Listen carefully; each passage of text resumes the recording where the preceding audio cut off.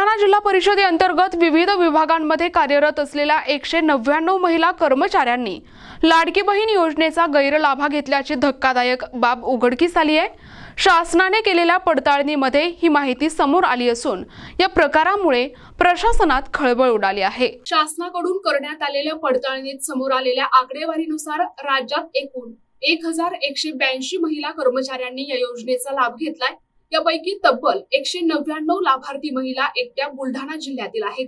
ही पडताळणी अजूनही सुरू असून हा आकडा आणखी वाढण्याची शक्यता आहे। शासनाची दिशाभूल करणाऱ्या या सर्व कर्मचाऱ्यांवर लवकरच कारवाई केली जाईल अशी माहिती महिला आणि बालकल्याण विभागाकडून देण्यात आली आहे। या प्रकरणी जिल्हा कार्यक्रम अधिकारी प्रमोद एंडोले यांनी अधिक माहिती दिली।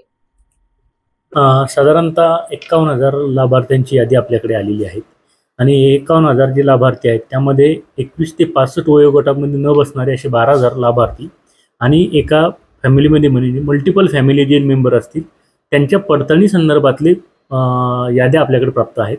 त्याची सध्या पडताळणी सुरू आहे।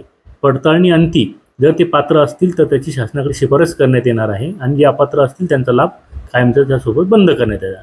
सरकारी जिल्हा परिषद कर्मचाऱ्यांनी देखील या योजनेचा लाभ घेतल्याची माहिती आहे। किती महिला अशा एकूण लाभ घेतल्याचे आढळले? शासनाचं एक 18 ऑगस्ट 2025 एक पत्र आम्हाला प्राप्त झालेलं आहे जिल्हा परिषदेनं। त्यात त्यांनी साधारणतः 1183 लाभार्थी जे आहेत हे टोटल महाराष्ट्रभरात जिल्हा परिषदेचे कर्मचारी असल्याचे निदर्शनास आलेले आहेत।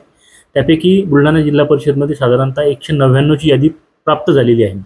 परंतु या 199 पैकी त्याची पडताळणी सध्या सुरू आहे। ती कोणत्या विभागाची आहे काय आहे 199 ची पडताळणी अंती खरंच त्या महिलांनी लाभ घेतला किंवा नाही याचे ज्यावेळेस शहानिशा होईल त्या संदर्भात मुख्य कार्यकारी अधिकारी निर्णय घेतील आणि शासनाने त्यांच्याकडनं वसुली तर करून घेण्यास सांगितलेलं आहे। पण मुख्य कार्यकारी अधिकारी यांना असे निर्देश दिले की यांच्यावर प्रशासकीय कारवाई सुद्धा प्रस्तावित करावी।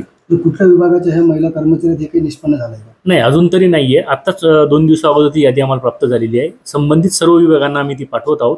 त्या विभाग प्रमुखाकडनं आम्हाला ती प्राप्त झाल्यास त्या संदर्भातले पुढील कारवाई संदर्भातले जे प्रस्ताव आहेत हे मुख्य कार्यकारी अधिकारी यांच्याकडे देण्यात येईल। प्रतिनिधी अक्षय थिगळे, NTV न्यूज मराठी, बुलढाणा।